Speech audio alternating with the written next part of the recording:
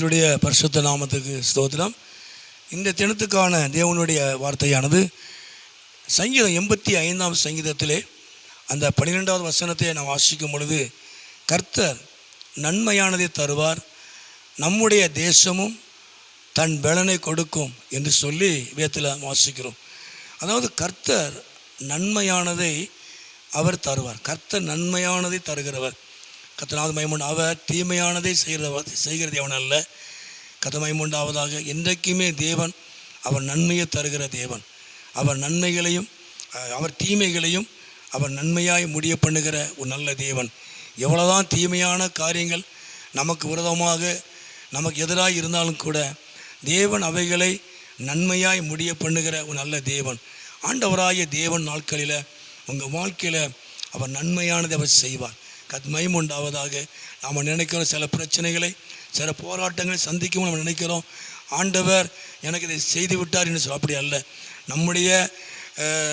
நம்முடைய காரியத்தின் நிமித்தமாக, நம்முடைய அவசரத்தின் நிமித்தமாக சில பிரச்சனைகளையும் போராட்டங்களையும் சில இழப்புகளையும் நாம் சந்திக்க வேண்டிய சூழ்நிலை இருக்கிறது.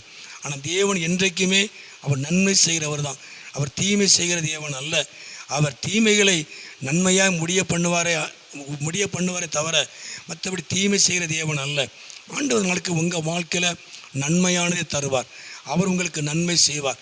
வேதத்தில் வாசிக்கிறோம், கர்த்தர் எனக்கு நன்மை செய்தபடினாலே நான் அவரை பாடுவேன் என்று வேதம் சொல்லுகிறது.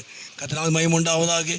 நிச்சயமாய் உங்கள் வாழ்க்கையில் தேவன் நன்மையான காரியங்களை அவர் செய்வார். தீமையான காரியங்கள் இருந்தாலும், யார் உங்களுக்கு தீமை செய்தாலும், யார் உங்களுக்கு தீமையான காரியத்தை நினைத்தாலும் கர்த்தர் அவைகளை உங்களுக்கு நன்மையாய் முடிய பண்ணுவார். அவர் உங்களை ஆசீர்வதிப்பார். கர்த்தரால் மகிமை உண்டாவதாக. நிச்சயமாக இந்த நாட்களிலே ஆண்டு உங்கள் வாழ்க்கையில் ஒரு பெரிய காரியத்தை அவர் செய்வார். நன்மையானதை தருகிறவர். அவர் எனக்கு நன்மை செய்தபடினால, கர்த்தர் எனக்கு நன்மை செய்தபடினால நான் அவரை பாடுவேன், நான் அவரை மகிமைப்படுத்துவேன். ஆண்டவர் தாமே உங்கள் வாழ்க்கையை தேவன் ஆசீர்வதிப்பார். அவர் நாமத்தை மகிமைப்படுத்துவார். ஜெபம் பண்ணுவோமா? எங்கள் அதிகமாக நேசிக்கிற நல்ல பிதாவே, அருமையான இந்த நேரத்துக்காக ஸ்தோத்திரம். இந்த சத்தத்தை கேட்குற ஒவ்வொரு பிள்ளைகளையும் குடும்பங்களையும் என் ஆண்டவர் ஆசீர்வதித்து நாமத்தை மகிமைப்படுத்தும். இயேசுவின் நாமத்தில் ஜெபிக்கிறோம் நல்ல பிதாவே. ஆமேன், ஆமேன்.